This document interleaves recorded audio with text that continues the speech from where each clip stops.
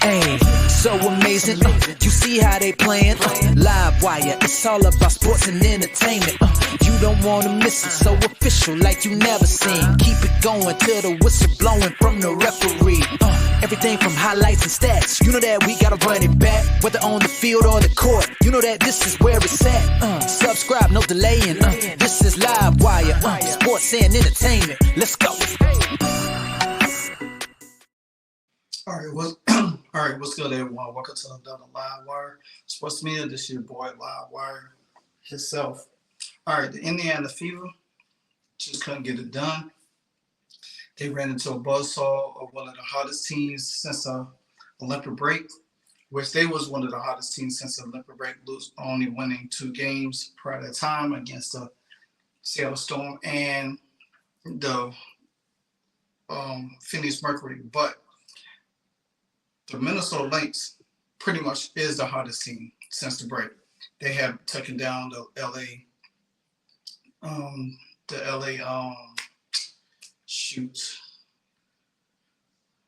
the Vegas Aces. Golly, had a brain fart. But nevertheless, Caitlin Clark in the Indiana field looking to come in and pick up their second win in the Target Center against the Lynx. But this time, they will have to do it with the return of Napheesa Collier, who is the face of that team, who is one of the hottest of that team, and everything like that. So, the thing about it is that Indiana, as always, they start slow. They did this in the Seattle game. They start slow, but they caught fire.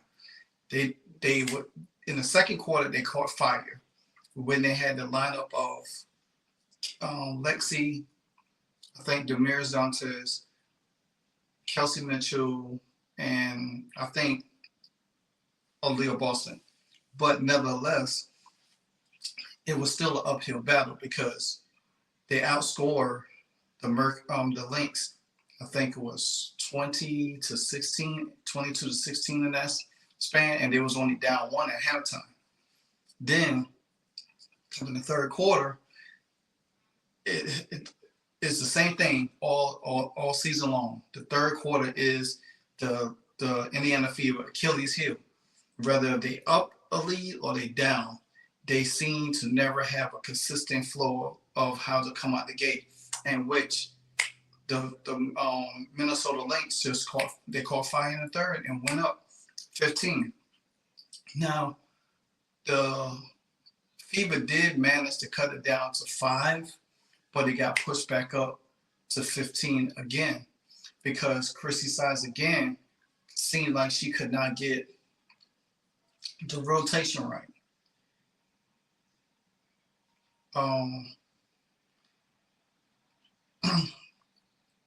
And the thing about it is that what worked in the second quarter, you should have went back to it again in the third, because you really didn't have an answer for them. Napheesa Collier was lights out. I mean, she was all over the place. She was taking it. And then the thing about it is the Indiana Fever missed a lot of open shots. They have this habit of missing close shots. Aaliyah Boston, Kelsey Mitchell, Nalissa Smith. I don't even know what's going on with Nalissa Smith. Nalissa Smith she has not been herself. And I don't know if she wants out or whatever the case might be, but I fought Lynn Dunn with this. Lynn Dunn should have made moves. She should have made moves. I feel like with the $65,000 that she had, on the books, she should have made a play for Odyssey Sims. Odyssey Sims would have gave them. See, this is the game right here. You could have used Odyssey Sims in. You know why? Because you could have matched up on Hyman. Hyman would have had to play defense on somebody that's a little bit just faster. See, Clark is not fast enough to stay in front of Hyman, but she could stick with McBride. But McBride, she ain't fast either, but she shoots threes. So she's really good three-point shooter. And that's where the switching between Clark and others gets mixed up.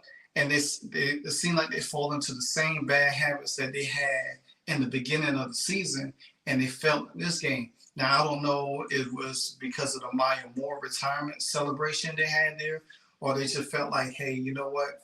It's all about Maya Moore, lay down. Now, somebody or YouTuber did point out, say, they think Caitlin Clark in the field was point shaving because of that.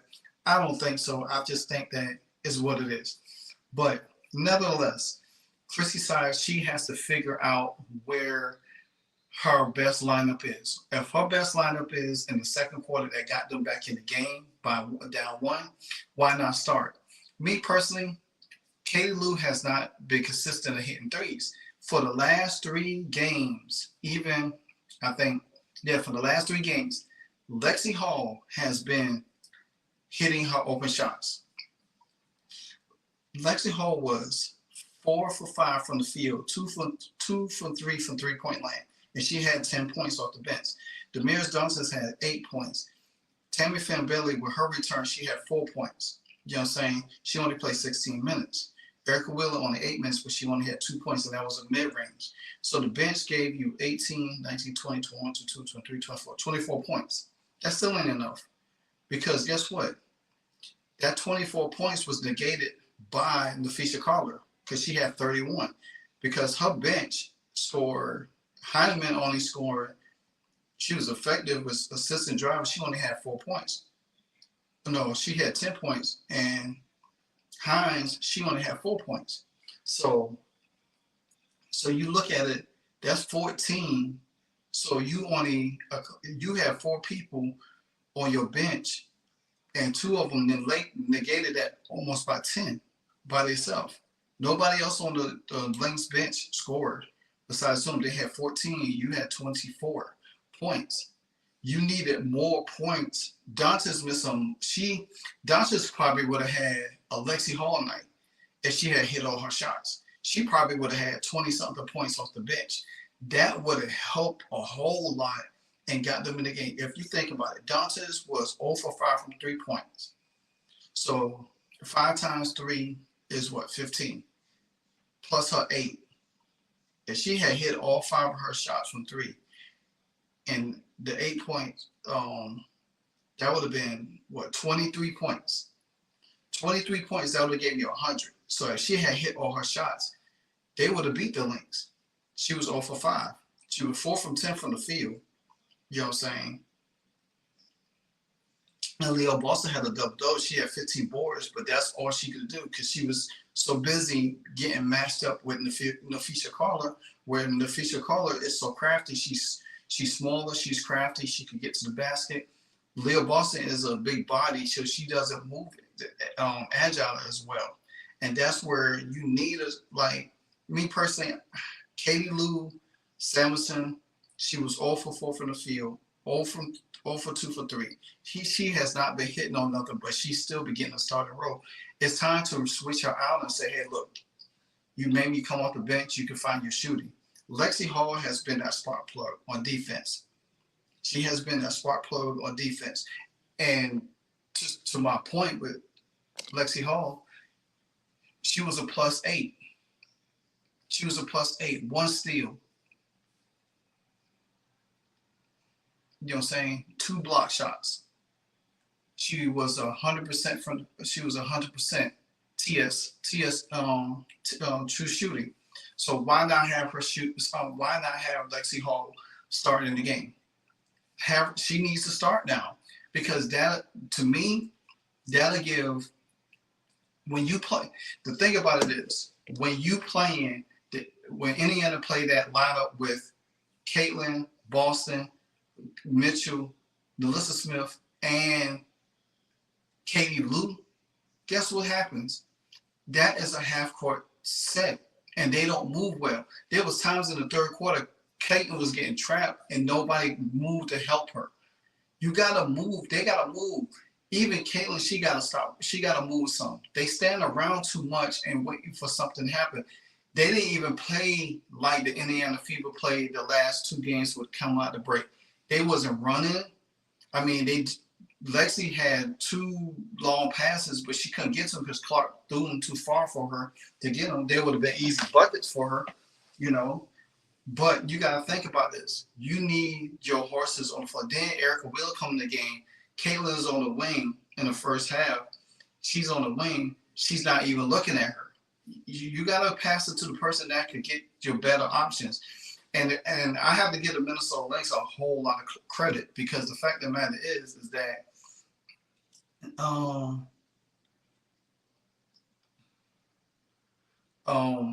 they made it hard for Caitlin to get her passes off because they knew she was going to, and what it did is it started allowing Caitlin to get her shot, you know what I'm saying? Because she didn't shoot well the last time they played in that building, but she did find her shot in this building pretty much.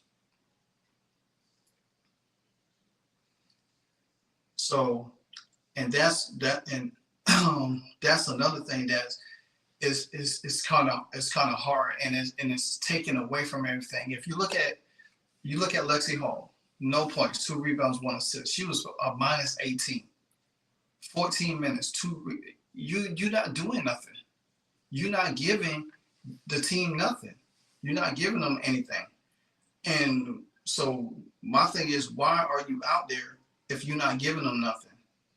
You know what I'm saying? You had 2 personal fouls, 2 defensive rebounds. You didn't do anything.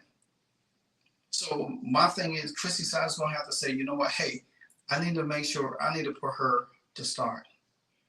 So, and then you look at Damiris Dantas, she was a plus 10.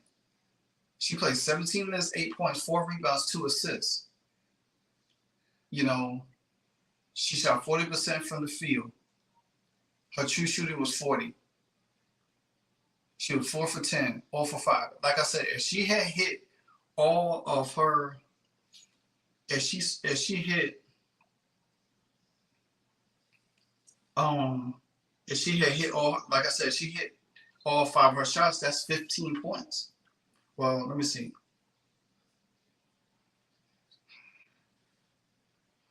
Yeah, that's 15 points with the 8 that she already had. That would have put them over.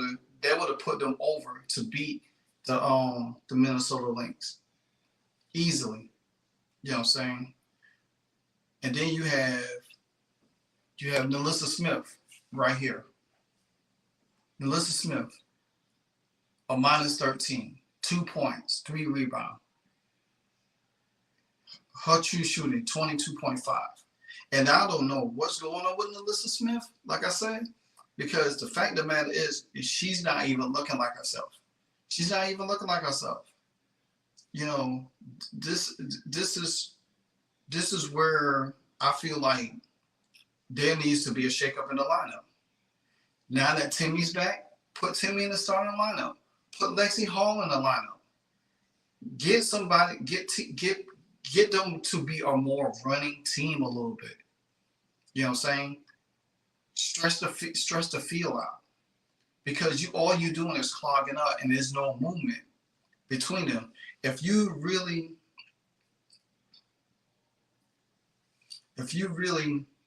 think about it,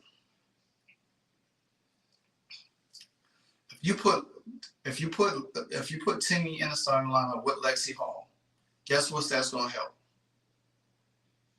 That's going to help you run the floor. You got 3 runners on the floor. That's going to be Lexi, Kelsey, and Timmy. Then Boston could flow a little bit better. Then you got Lexi could crash the board. You got Timmy could crash the board. But if you're gonna keep Napheesa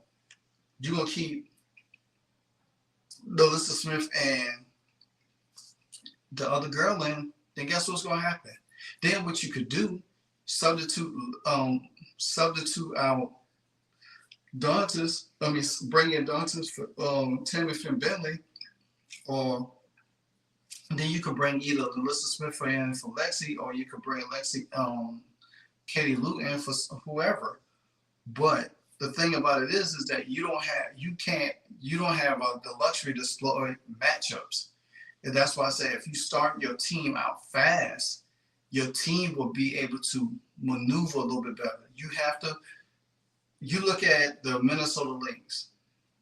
You should have went with that lineup because you would have been able to run. Caitlin would have been able to push. You would have had a better set screens. Caitlin could have get into the paint. She probably would have been able to get Aaliyah Boston going a little bit more. And with something that Caitlin did talk about, she's like, they didn't get Aaliyah Boston going too much. If you look at it, Minnesota Lynx was 50% from the field, where the Fever was 43%. The Fever was 24% from 3-point line. There was 4 for 29. And then you had 40% from for the Lynx, which they're a great 3-point shooter. Now from the free throw line, we was 88%. They was 65. We had 15 turnovers. We had 6 in the third quarter by itself. And then they had 10. They had 24 assists. We only had 16. When we assist more than that. So you knew that the Cheryl Reeves and the Minnesota Lynx was focused on taking people away from Caitlin for her to find her passing lane. That's what they did. That's why they was able to beat the Fever in one aspect, because they was able to take those passing lanes away from Caitlin, because they knew Caitlin was going to try to settle for Leah Boston. Every time Leah Boston touched the ball, there's like 3 or 4 people on her, and she had to get out. They were fumbling the ball. They crashed down, and they like the second best defensive team in the league, and we played one of the best in the Seattle Storm, and we beat them. But I think the Minnesota Lynx is better than them, and I think, to me, I say to myself that the Minnesota Lynx are the best team in the league, because they are so well rounded. They really don't beat themselves. You have to play a sound game to beat them, and that's what they are. They on a mission. We got them one more time in a week or so when they come to Indiana. So then they had 4 blocks. We had 1. We had 5 steals. They had 8. We had more personal fouls, 16 to whatever. Rebounds, we out-rebound them. We have 15 offensive rebounds, but we couldn't. And that's another thing. Our offensive rebounds. We have 15 offensive rebounds, and we had capitalized on them. Guess what? That's 100 points. We played.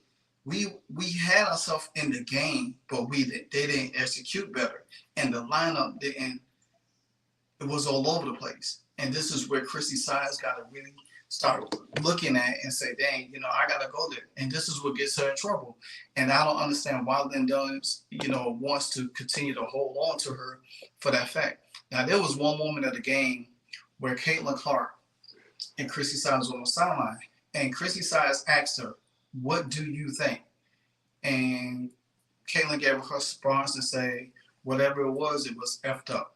So take a listen. Take a look. We'll see if Collier can hit the free throws.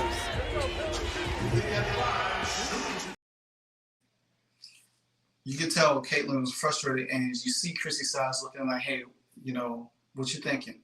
You know what I'm saying? Because now Chrissy Sides, she has to go to Caitlin Clark and ask her what's her thought process, because this is going to have to either change by the time Monday comes, because they play an Atlanta team that just lost. And they got all their horses, but I still think the Fever could go into Atlanta and beat them, because they are capable. They have everybody. There's no excuse. They just got to execute better. They don't beat Atlanta 2 times. They could try to sweep them for the season. That'd be another team they don't sweep for the season. But the thing about it is, they have to go in there and stop playing games. Now, Caitlin did talk about, at the end of the game, and everything like that. So take a listen. The crowd atmosphere like out there, it felt like there wasn't really a home team sometimes with the reactions everyone was getting. All girls C squared. She's keep, I think she does a really great job of I think Caitlin specifically is a household name, and I think that she's going to continue to, bring in the arena and kind of put us in a position to have all the fans in the world. So, I obviously hats off to her, but, I give her grace, because it's a lot to take on. I think she's done a really good job with it. Yeah, I think obviously a lot of people here that wear Fever stuff or wear, Caitlin Clark shirt, whatever, but at the same time, they understand really good basketball and they can appreciate what the Lynx did and who the Lynx are. And also their history. Like they know who Maya Moore is. They know, she's one of the best of all time. So they're here to celebrate her and appreciate her too. And I think you definitely have those loyal Lynx fans. You heard them sometimes too. And then you certainly heard a crowd that just loves basketball and was there to celebrate it. And honestly, it was a great game. Like the offense was great. It was up and down. Both teams were tired. So I think it was just a great display of women's basketball, honestly. And you hear that. So, but nevertheless, man, the Indiana Fever, they was off for 5 days. They should have been more prepared for the Minnesota Lynx. Now, I do have a video coming out about Cheryl Reeve's comment before this game, and to me, it's very, very shocking. But you get down in the comments, let me know what you think. Do the Indiana Fever need to start Lexi Hall at this point going forward? Lexi Hall gives great spacing. She shoots up threes very well now. She's confident. She hitting her shots. You got Dantes that can hit her shots. It's time to looks like you're gonna have to roll with Dantes, Katie Blue, and Lexi Hall. But I think Lexi Hall needs to start. I think the lineup needs to shake up with Timmy also. I think Timmy needs to start on the lineup. I think Timmy and Lexi needs to start in this Monday game to see what you got, because you're not getting nothing from Katie Lou right now or Nalissa Smith. They just bodies taking up areas and they're not giving you no production. So let me know what you think in the comments. Until then, this is your boy Live Wire Sports Media. And you know what I always say at the end of the video, you know what it is. Hey, so amazing. You see how they playing? Live Wire, it's all about sports and entertainment. You don't want to miss it, so official like you never seen. Keep it going till the whistle blowing from the referee. Everything from highlights and stats. You know that we gotta run it back, whether on the field or the court. You know that this is where it's at. Subscribe, no delaying. This is Live Wire, sports and entertainment. Let's go.